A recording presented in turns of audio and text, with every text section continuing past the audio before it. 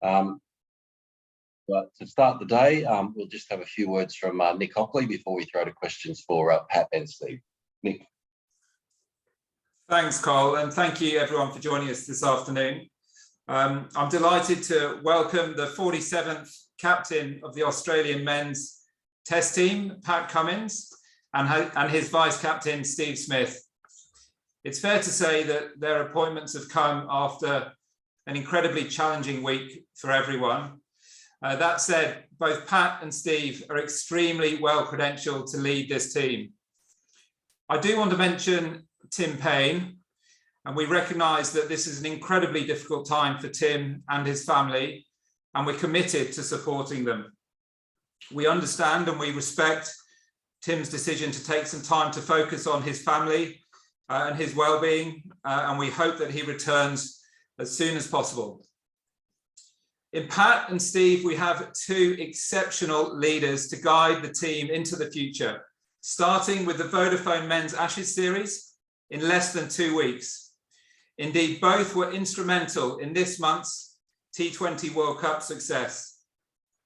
Last week marked a decade since Pat's test debut, and he's currently ranked #1 test bowler in the world.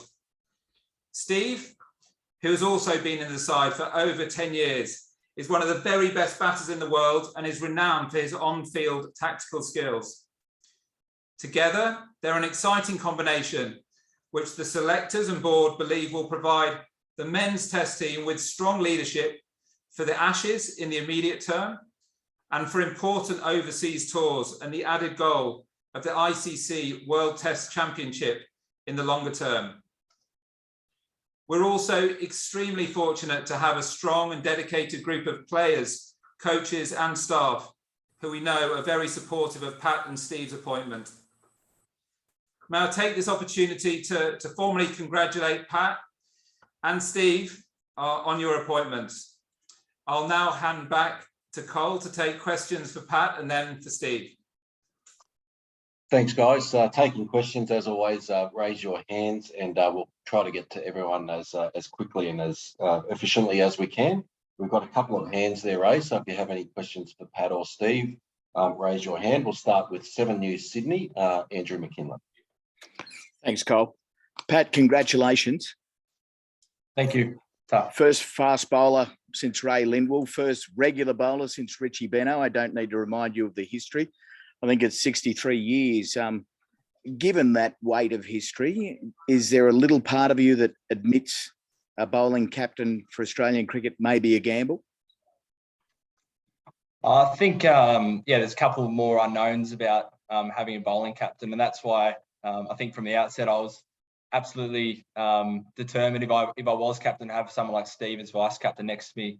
I think we're so well planned these days with not only the players we have around us but the staff. I feel like I've got quite a lot of experience to draw on that. I think a lot of the problems or potential issues around being a fast bowling captain, hopefully, I'm sure we'll be able to work through. So, feeling overall excitement, as opposed to being too nervous about, what might happen.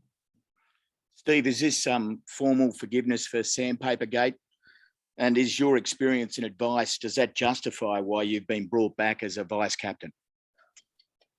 Yeah, look, I think I've been in a position the last few years playing as a leader, and now the opportunity, obviously, to be standing here next to Patrick as a formal leader or a titled leader. I'm truly honoured, and it's I think there'll be some negativity from some people around it. I understand that and I get that, but for me, I know that I've grown a great deal over the last 3 or 4 years. I'm a more rounded individual, and in turn, I think it's turned me into a better leader, and I'm excited to be in this position next to Patrick. I think he's done a terrific job over the last few years as vice captain and grown into a terrific leader. And I look forward to doing everything that I can in my power to help Patrick and help this team grow into a successful one, both on and off the field. So, we're both really excited and, can't wait to get started in a couple of weeks' time in what's obviously an important Ashes series.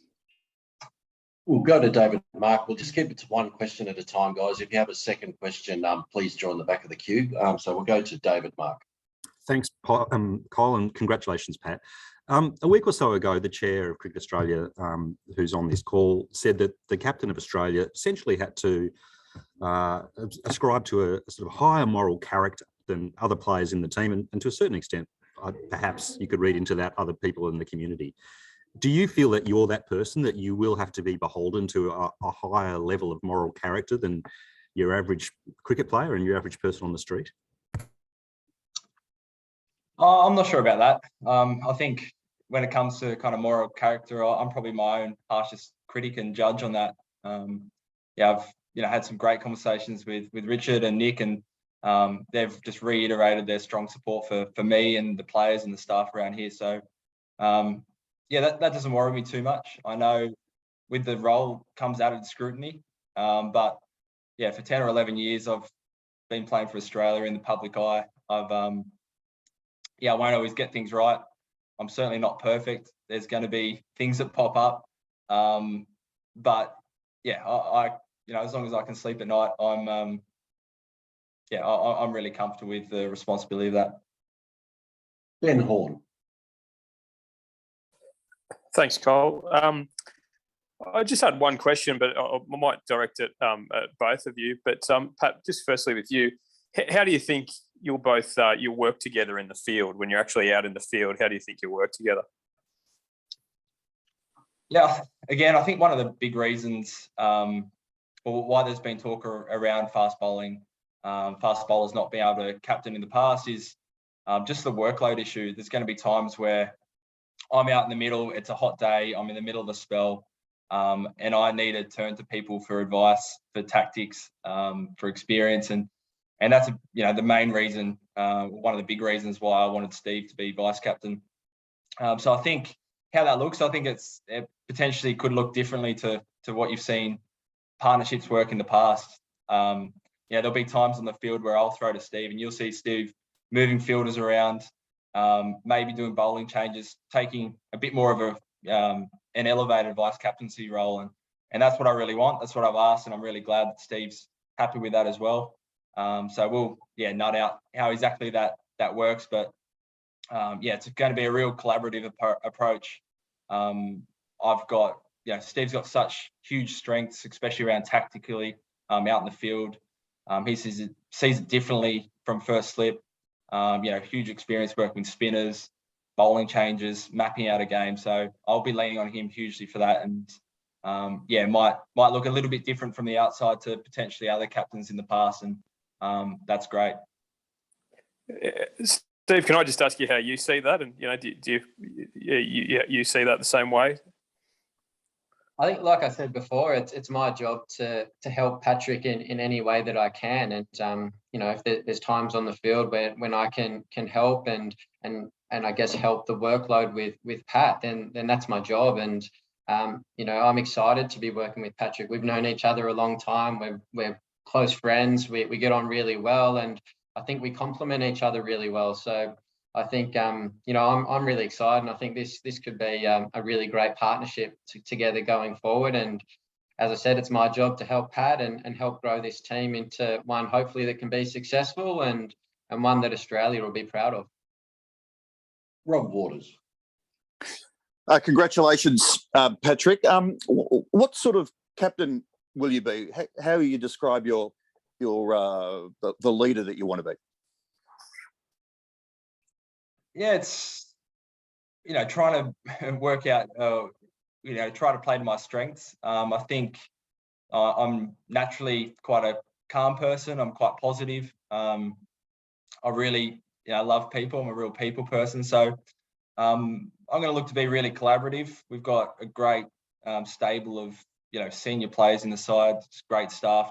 So I'll be leaning on everyone. I'm a big one for empowering individuals to really own their role and take control of that. So you won't see me telling someone how to bat or someone how to bowl. You know, they're playing for Australia for a reason. So I'm there to really, you know, protect their freedom. I want to back them in, try to remove distractions, relieve pressure off them. And then I think, I guess tactically, yeah, drawing on, you know, a decade of international cricket, especially from the bowling side of things. I feel like I can bring a lot to that role. Yeah. Mel Farrell. Thanks. Congratulations to both. I'm just wondering when you last spoke with Tim Payne and you know how that has affected you two as you've taken on these leadership roles. Yeah, I've been chatting to Tim, yeah, the whole week. Yeah, spoke to him on the phone this morning, and yeah, I guess I'll start off by saying just we really feel for Tim and his family. He's just a really, you know, loved, well-respected leader for our team. He's been incredible for me. You know, especially since being vice captain, he's been someone who's really looked after me, who I've learned a lot of. And that's consistent with all the, you know, all the boys and the staff up here. We just really feel for Tim, what he's going through. We love him. We hope that, you know, we see him back in the team soon, and just wish him all the best. But yeah, he's obviously going through a tough time. So yeah, we feel for him, but I guess outside of that, everyone else in a really good place. We're, you know, really relaxed, really confident going to an Ashes series. It was only, I think, 10 days ago since we won a World Cup. So the overall mood, yeah, I guess outside of feeling for Tim is one of real excitement and positivity. And Steve? I think Patrick summed it up perfectly there. I don't have a great deal to add there, just that, you know, from a personal perspective, I'm thinking of him and, you know, having been through some tough times myself, I urge him to, you know, take care of himself and be really kind to himself. So, yeah, my thoughts are with him and his family, and, you know, obviously he's taken a leave of absence, but, you know, hopefully we can see him back soon. Dan Brettig. G'day, Pat. G'day, Steve. Congratulations both. Just wanted to ask about the last few days, and I suppose, you know, obviously, Steve, you had the experience of some really down times in 2018. Tim's obviously going through some really down times in a different sense at the moment. How much, Pat, did you have to, I suppose, reflect on how, you know, those tough times that the leaders before you have had, and I suppose reflect on that in the context of, well, how am I going to do this job over the next period, and I guess trying to avoid that, you know, those sorts of tough times. Yeah, it's tough to see. I think it's really hit home the added scrutiny of being captain, and yeah, it's just a reminder of how many Australians love cricket, and you know, we have really high expectations. So yeah, you know, some parts of it are daunting, but yeah, you can't stay in bed all day worrying about some of these things. So yeah, concentrating on more of the, yeah, there's so much positive with this role. There's so much I think I could bring to it. So yeah, trying to not overthink it, and just try to be me. Yeah, I guess been in this role for a couple of years, and I've been back to be captain. So I'm not going to be anyone different. I'm going to be myself, and yeah, hopefully that's enough. Josh McLean. Congratulations, guys. Smithy, when Pat's bowling, will you know, assume the role of skipper while he's down at fine leg, or will you just continue to sort of use him? I'm completely guided by Patrick and whatever he needs out on the field. You know, that's my job. If there's times where Patrick hands to me and wants me to take over and do some different things out in the field, I'm there for that. My job is to support Patrick as much as I can and ensure that, you know, we're getting the best out of the team. I think that will remain pretty fluid. We'll work through that. You know, even a 22 degree day here might look differently to a 40-degree day. So we'll work through that, and I'm totally comfortable. Daniel Cherney. Congratulations to both of you. Pat, do you think that you're going to need to rest from games from time to time, and is this going to change? Are you going to need to quit or step back your commitments from one of the other formats in your role? And have you discussed, Steve, the prospect of filling in for a test here or there, given we know fast bowlers need to rotate quite a bit?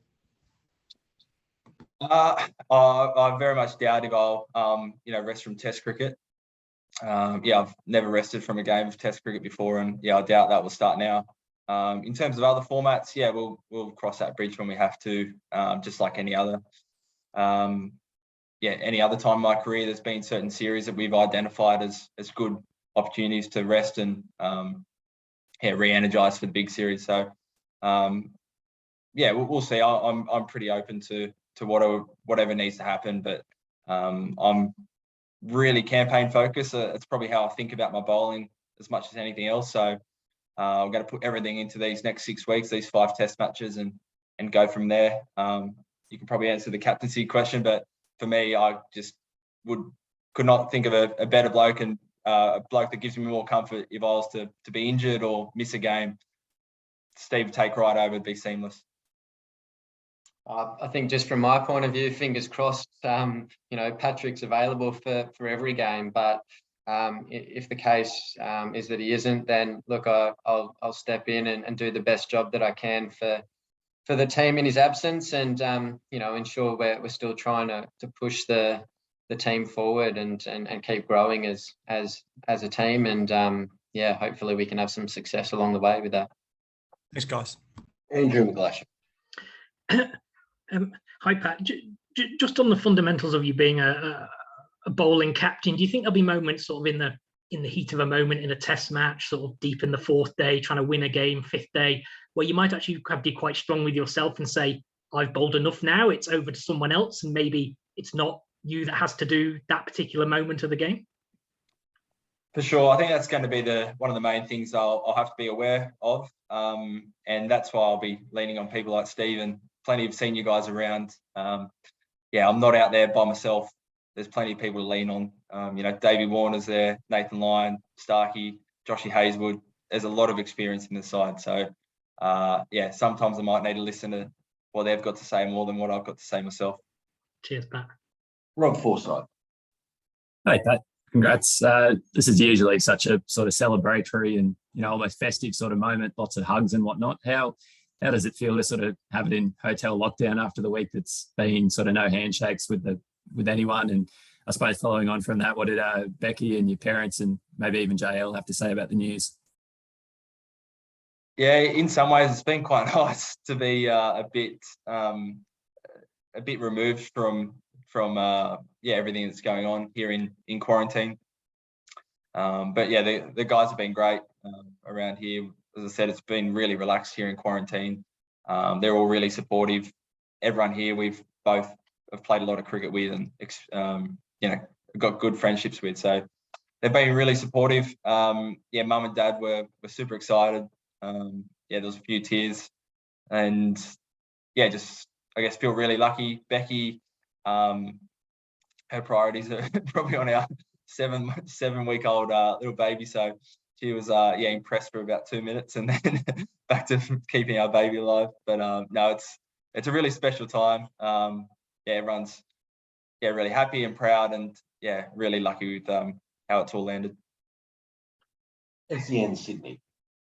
G'day, I just want to say congrats, boys. The question is, we saw the scenes over in the UAE, how pumped and how stoked you guys were after this sort of situation. Is it going to stop the momentum going ahead to the Ashes?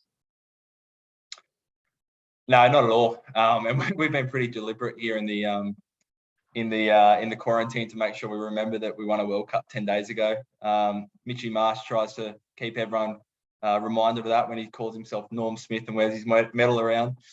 But I just think we're in such a great place now.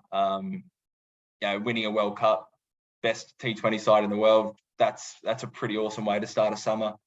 In terms of the personnel that we have for the Test series, barring Payne, there's no injuries, everyone's fit. The guys that are in the World Cup are riding high in confidence, and we're having some really good prep up here.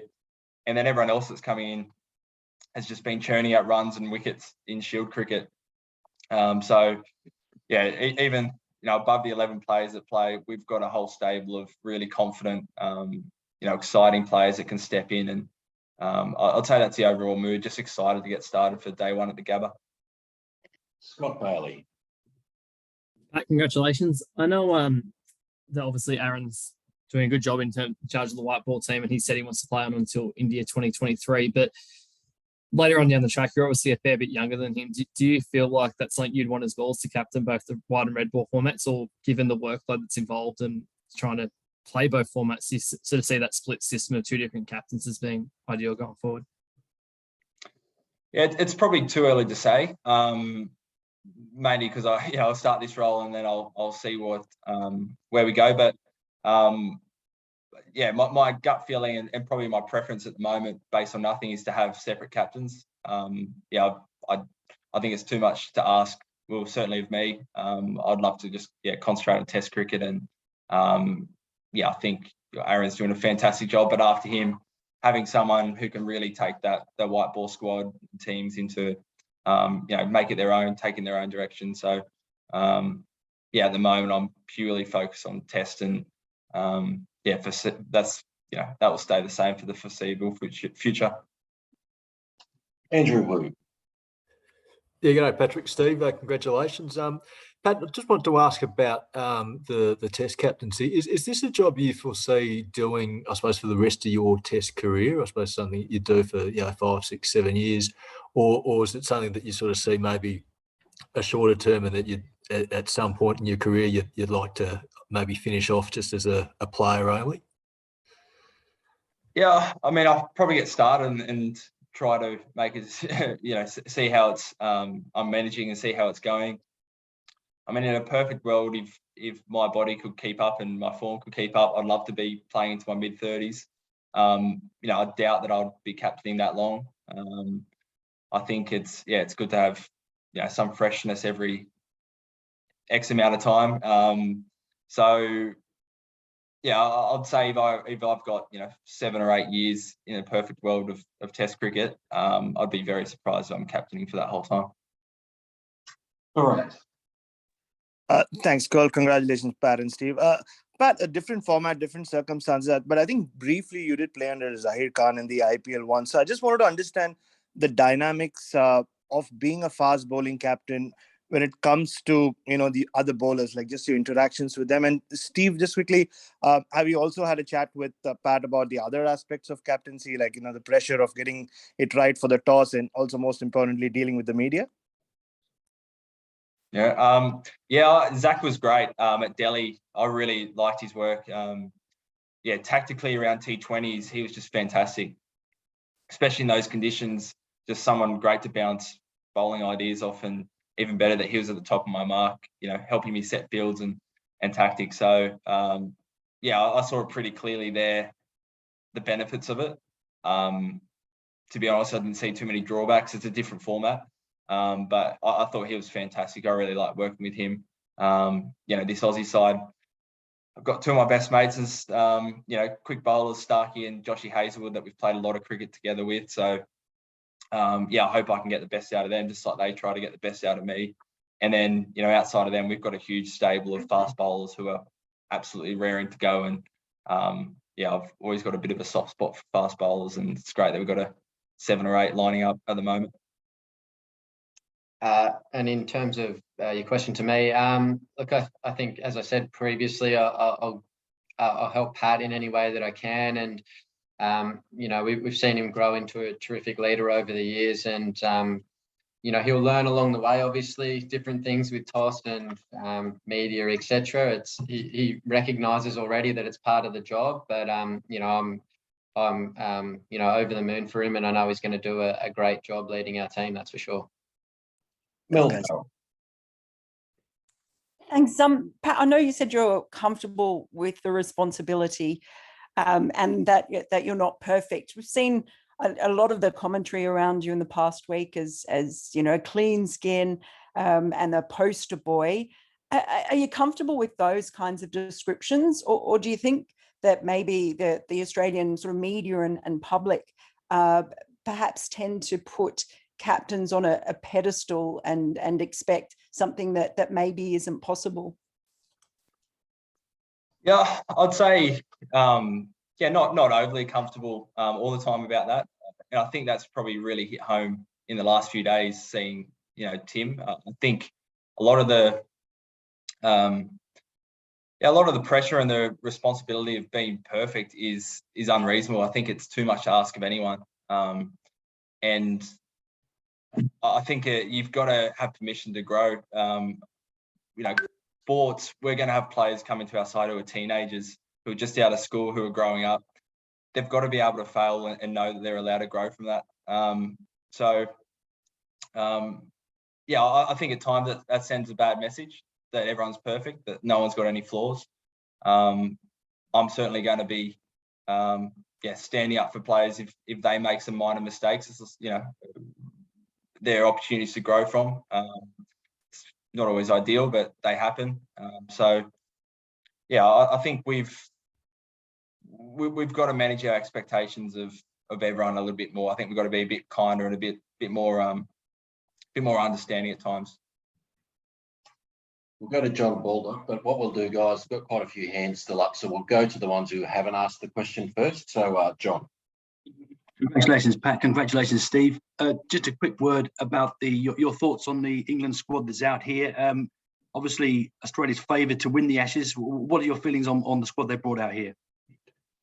Look, I think they're a very strong squad. It's always a great rivalry, the Ashes. No matter whether we're playing in Australia or England, both teams are up for it and are here to put their best foot forward. And I think England have some quality players. You look at Joe Root as their captain. He's been playing exceptionally well this year. Looks like he's taken his game to another level. And obviously their experience they've got in their bowling attack as well is, you've got a couple of guys that have played over 100 tests and still getting better. So, look, I think that they've got a pretty well-rounded side, and I think it makes for a terrific series. And I think, like we said previously, we're all just so excited to get stuck in. For us, it's been almost 9 months, I think, since we've played a test match. So we're chomping at the bit to get out there and play the pinnacle of cricket in an Ashes series. 9 Perth. Thanks, Cole. Congratulations, Pat and Steve. I just had a quick question. I know it's very early days, but in terms of a replacement keeper that you're now on the hunt for, a lot of talk around Alex Carey and Josh Inglis. Do you guys as leaders have any say over that? And do you have any preference at this point in time?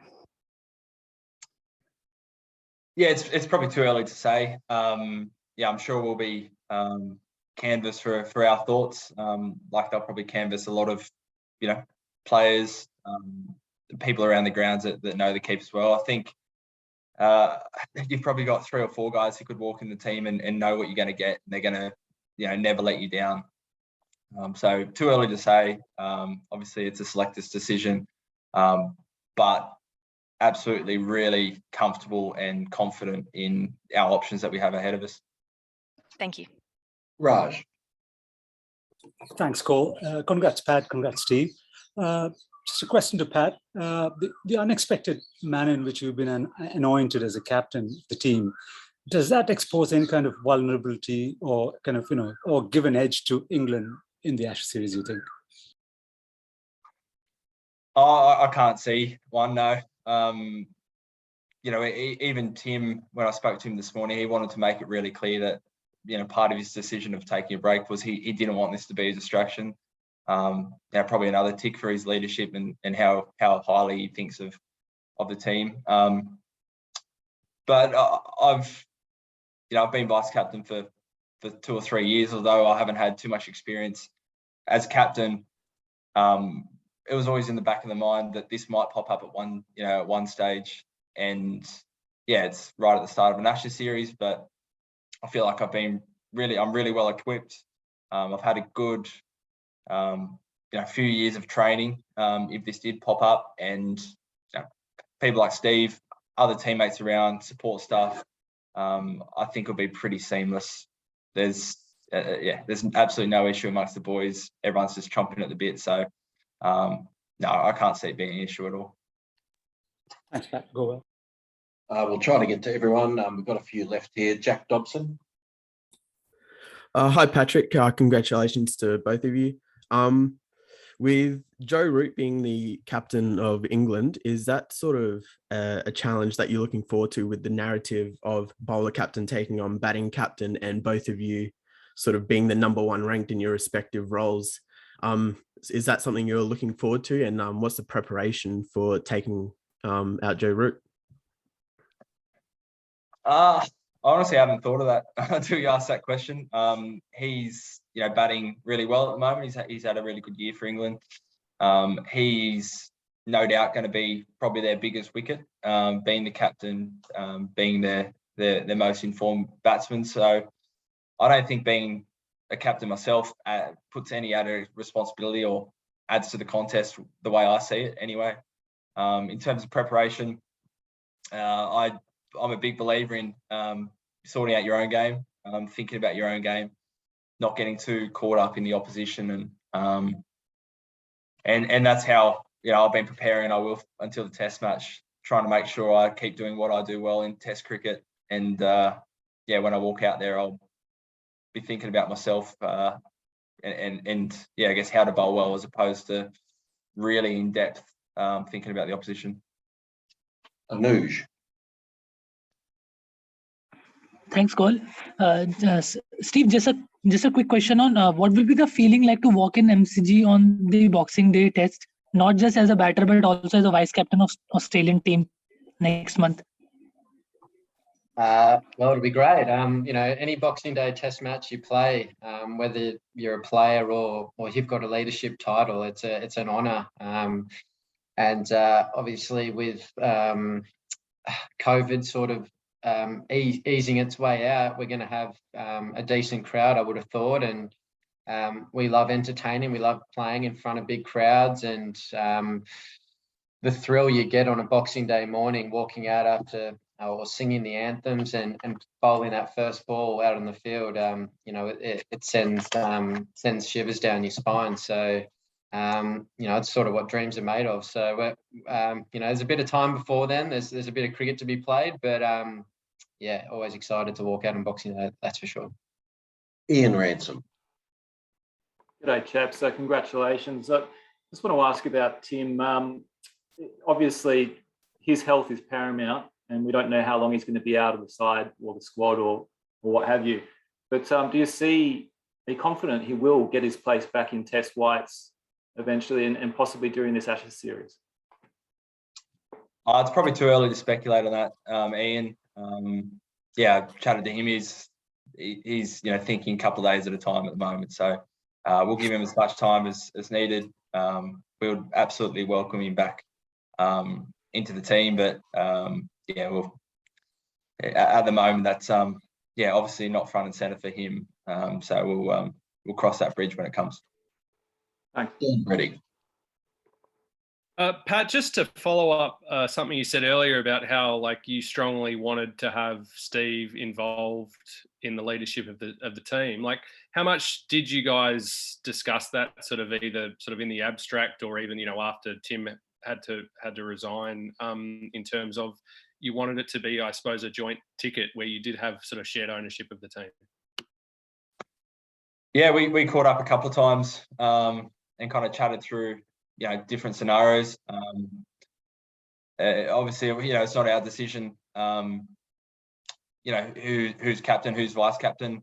I made it pretty clear that if I was given the captaincy, that this is how I saw the team running, and I try to bring Steve along for that as well, because he's so central to how I see I guess my captaincy style, but how I see the team functioning. So we both got a chance to think quite a lot about it over the last few days before we presented to a couple of board members and selectors, and that was after chatting between us two as well. Thanks. Last one, folks. Dan Cherney. Thanks again, Cole. Pat, just to follow up slightly on what you said, Tim, a few questions ago, sorry if I've misinterpreted, but is it right then that you sort of had knowledge of the broader issue with Tim, and it was a possibility it could get out and that things could, you could be elevated pretty quickly, or I've misinterpreted that? Yeah, no, misinterpreted. I only found out about everything basically the same time as everyone else a few days ago or a week ago. No worries. Thanks, Pat. Thanks, Dan, and thanks, guys, for joining us today. And once again, congratulations to Pat Cummins and Steve Smith. We'll wrap it up there, guys. Thanks again for joining, and we'll catch up with you guys next time. Thanks, everyone. Thanks, Pat. Thanks, Steve. Thanks, Cole. Thanks, guys. Congratulations. Thanks.